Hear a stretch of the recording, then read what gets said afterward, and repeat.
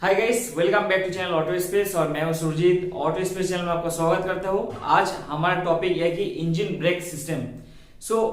कोई भी गाड़ी हो, चाहे वो कॉमर्शियल व्हीकल्स हो, हेवी कॉमर्शियल व्हीकल्स हो, चाहे छोटा कार हो, कोई भी गाड़ी को गति रोकने के लिए ब्रेक सिस्टम होता है। तो ब्रेक सिस्टम में हम लोग नॉर्मली क्या जानते हैं, hydraulic brake, mechanical break, air brake. तो ये सब ब्रेक सिस्टम हम कॉमनली जानते हैं, बट ये छोड़ के भी बहुत एडवांस ब्रेक सिस्टम हमारे गाड़ी में इम्प्लीमेंट है। ज्यादातर आपको हेवी व्हीकल्स में जो एडवांस ब्रेक सिस्टम है उसी के लेके में बहुत सारे वीडियो हमारे चैनल में है।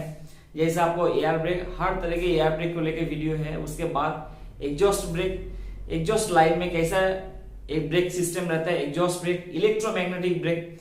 काफी सारे ब्रेक सिस्टम है। तो उसका अंदर एक महत्वपूर्ण ब्रेक सिस्टम है कि जो इंजन का अंदर ही रहता है, वो है आपको इंजन ब्रेक सिस्टम। इस वीडियो में आपको दिखाने वाला हूं, यानी समझाने वाला हूं आपको पूरा जो इंजन ब्रेक सिस्टम का पूरा कॉन्सेप्ट है। चाहे अलग अलग कंपनी के जो इंजन ब्रेक सिस्टम है उसमें एक दो कंपोनेंट कम ज्यादा रहते हैं, बट मेन जो कॉन्सेप्ट है कैसे इंजन ब्रेक सिस्टम काम करते हैं या इंजन का अंदर कैसे इंजन ब्रेक सिस्टम लगते हैं, तो उसके बारे में आपको डिटेल्स आपको बताऊंगा इस वीडियो में। बने रहिए इस वीडियो को एंड तक, क्योंकि ये वीडियो काफी इंटरेस्टिंग है।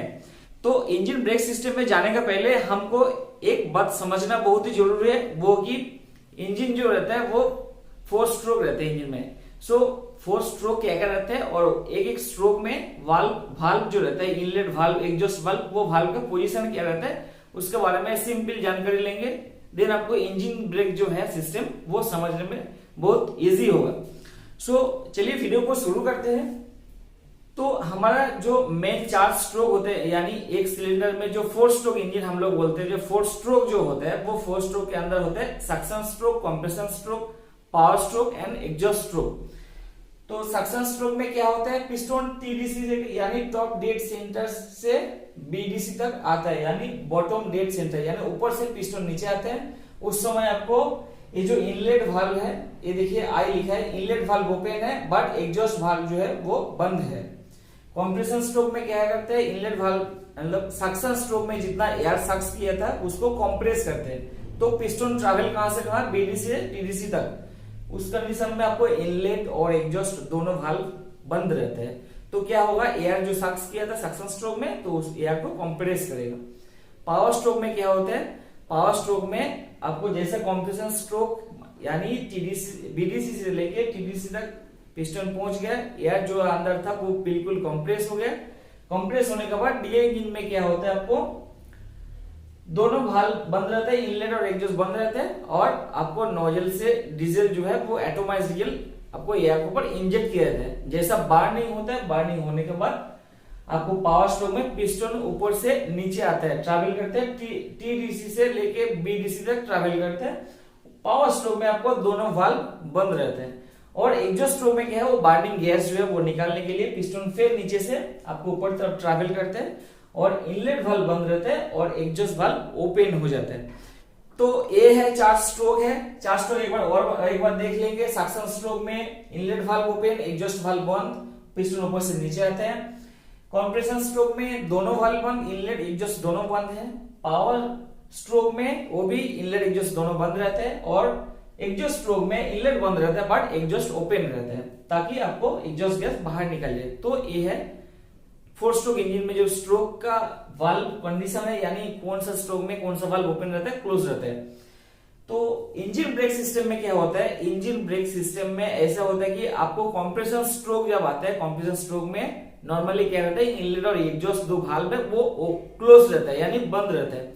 तो इंजन को रोकने के लिए तो जो ब्रेक सिस्टम है वो है आपको फायरिंग इंजन का अंदर नहीं होने देना, ताकि हमको इंजन जो है वो हाई स्पीड से लो स्पीड की तरफ आ जाए। तो क्या होता है, compression stroke with EBS engine brake system में क्या होता है, सक्शन स्ट्रोक में तो नॉर्मल होते हैं, इनलेट वाल्व ओपन रहता है, एयर अंदर इनटेक होते हैं, उस समय एग्जॉस्ट वाल्व बंद रहते हैं।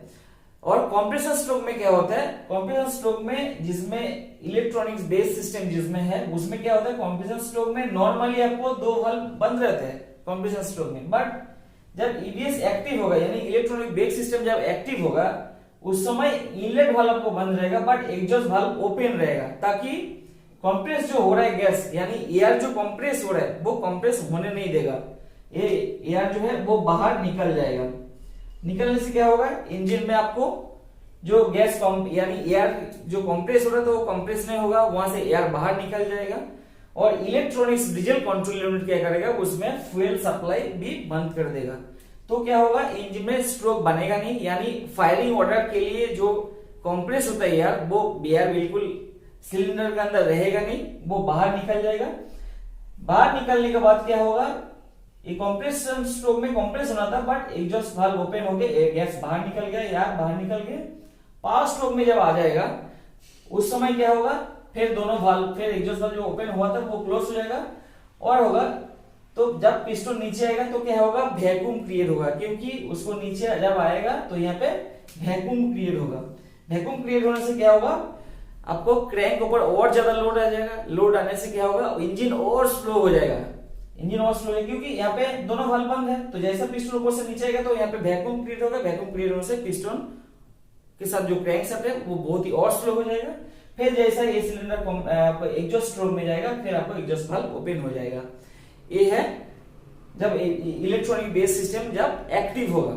एक बार और बता दें आपको, जैसे एक सिलेंडर में है इलेक्ट्रॉनिक बेस सिस्टम एक्टिव है, उसमें क्या होगा, सक्शन स्ट्रोक में सक्शन वाल्व खुलेगा, एयर अंदर इनटेक होगा। कंप्रेशन स्ट्रोक में कंप्रेशन जो होता है वहां पे एयर कंप्रेस नहीं होगा, उस समय आपको एग्जॉस्ट वाल्व खुल जाएगा, जाने से वो गैस बाहर निकल जाएगा। पावर स्ट्रोक जब आएगा, इसका पावर स्ट्रोक में आपको फ्यूल सप्लाई भी बंद रहेगा, क्योंकि इसमें इलेक्ट्रॉनिक्स डीजल कंट्रोल यूनिट है, वो आपको फ्यूल सप्लाई भी शट ऑफ कर देगा। पावर स्ट्रोक में क्या होगा, दोनों वाल्व जब बंद रहेगा, ये देखिए यहाँ पे दोनों वाल्व नॉर्मली भी पावर स्ट्रोक में दोनों वाल्व बंद रहता है, तो दोनों वाल्व जैसा बंद रहेगा, वो पिस्टन जब ऊपर से नीचे तरफ ट्रैवल करेगा उस समय वैक्यूम क्रिएट होगा सिलेंडर के अंदर। वैक्यूम क्रिएट होने से आपका जो पिस्टन के साथ जो कनेक्टिंग रॉड थ्रू जो क्रैंकशाफ्ट लगा है उसके ऊपर और लोड आएगा। लोड आने से आपको इंजन और स्लो हो जाएगा, और एग्जॉस्ट फ्लो में नॉर्मली पिस्टन नीचे से फिर ऊपर ट्रैवल करेगा, और नॉर्मली जो एग्जॉस्ट वाल्व ओपन होते हैं एग्जॉस्ट स्ट्रोक में, वो एग्जॉस्ट वाल्व ओपन होकर फिर गैस बाहर निकल जाएगा। तो इसी तरह इंजन में कंट्रोल होते हैं। अब ये जो वाल्व है, इनलेट और एग्जॉस्ट वाल्व, ये आपको ओवरहेड कैम चाहे पुश रॉड के द्वारा, हम रॉकर आर्म के द्वारा ये वाल्व को ओपन और क्लोज करते हैं। बट जिसमें इलेक्ट्रॉनिक्स ब्रेक सिस्टम रहता है उसमें छोटा सा एक एडिशनल सर्किट रहते हैं, जो एग्जॉस्ट वाल्व को जस्ट कंप्रेशन स्ट्रोक में उसको ओपन करने के लिए छोटा सा एक एडिशनल सर्किट रहता है। वो हर इंजन में अलग अलग या कंपोनेंट कम ज्यादा हो सकता है, बट बेसिक ये रहता है कि इंजन में जो ऑयल पंप रहते हैं वो ऑयल पंप करते हैं इंजन में चारों तरफ देने के लिए, यानी आपको जो लुब्रिकेशन के लिए जो पूरा सिस्टम में देने के लिए जो ऑयल पंप रहते हैं वो ऑयल पंप करते हैं। एक लाइन से पूरा इंजन में जाता है लुब्रिकेशन के लिए, बट एडिशनल एक लाइन रहता है वो आपको इंजन ब्रेक सिस्टम के लिए आता है। तो ऑयल पंप करके आपको देगा सोलेनॉइड वाल्व में। ये जो सोलेनॉइड वाल्व है इलेक्ट्रॉनिक कंट्रोल है, जैसे मैंने आपको बताया इंजन कंट्रोल यूनिट रहते हैं जो कंट्रोल करेगा सोलेनॉइड वाल्व को भी कंट्रोल करेगा, सेम टाइम में आपको फ्यूल भी कंट्रोल करेगा। कौन सा, यानी जब ईबीएस ऑन करेगा उस समय फ्यूल का कंट्रोल भी करेगा। और ये सोलेनॉइड वाल्व को ओपन करने के बाद वो ऑयल को आगे तरफ सप्लाई करने के लिए सोलेनॉइड वाल्व को ओपन करेगा। जैसा सोलेनॉइड वाल्व मेरा ओपन हो गया तो ये ऑयल आगे तरफ सप्लाई होगा, आगे आपको रहेगा कंट्रोल वाल्व, वहां पे आपको चेक वाल्व रहता है, वो चेक वाल्व के द्वारा ऑयल प्रेशर जो है वो कंट्रोल होता है, या आगे जो सिस्टम रहेगा ऑयल प्रेशर कंट्रोल होता है। जस्ट सिंपल ये जो एग्जॉस्ट वाल्व है उसको कंप्रेशन स्ट्रोक में उसको पुश करके यानी ओपन करके गैस निकालने के लिए यहाँ पे एडिशनल एक्चुएटर रहते हैं, जस्ट हाइड्रोलिक सिलेंडर जैसा एक एक्चुएटर रहता है, अंदर एक पिस्टन्स रहते हैं। वो एक्चुएटर क्या करते हैं, जैसा आपको इंजन ब्रेक सिस्टम ऑन हो गया उस समय इसी सिग्नल दिया सोलेनॉइड वाल्व को, और सोलेनॉइड वाल्व ओपन हो जाएगा। ओपन होने के बाद कंट्रोल वाल्व में आएगा ऑयल फ्लो, कंट्रोल वाल्व से आएगा ये ऑयल, प्रेशराइज्ड ऑयल आएगा आपको ये एक्चुएटर सिलेंडर में। जैसे एक्चुएटर सिलेंडर में प्रेशराइज्ड ऑयल आए, ये भी सिलेंडर नीचे तरफ पुश करेगा, आपको एग्जॉस्ट जो वाल्व है वो वाल्व को नीचे तरफ पुश करके ओपन कर देगा।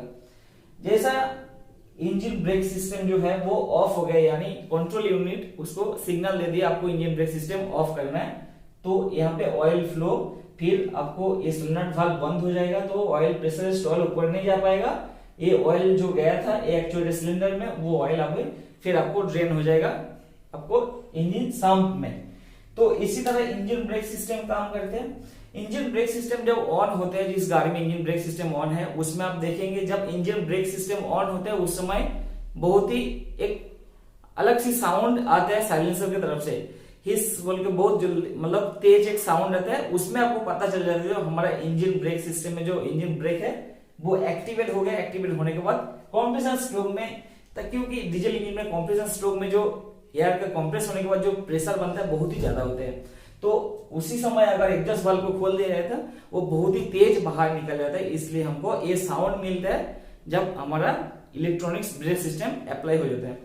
तो ये इलेक्ट्रॉनिक ब्रेक सिस्टम नॉर्मल आपको मर्सिडीज बेंज, वोल्वो और कैटरपिलर ये सब गाड़ी में या मशीनरीज में जो इंजन रहते हैं, मैक्सिमम तर गाड़ी में बस या ट्रक सिस्टम में जो इंजन रहता है उसमें आपको यूज होता है। नॉर्मली जो ऑस्ट्रेलियन, टाटा, एचआर इसमें ज्यादातर नहीं दिखता है, क्योंकि इसका जो मेंटेनेंस करना या इसका जो एडिशनल कंपोनेंट है ये सिस्टम को चलाने के लिए जो इलेक्ट्रॉनिक्स कंट्रोल है ये काफी एक्सपेंसिव होते हैं।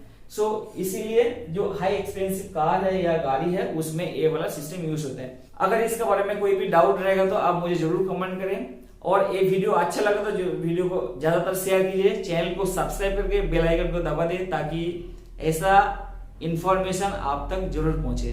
So thank you for watching the video.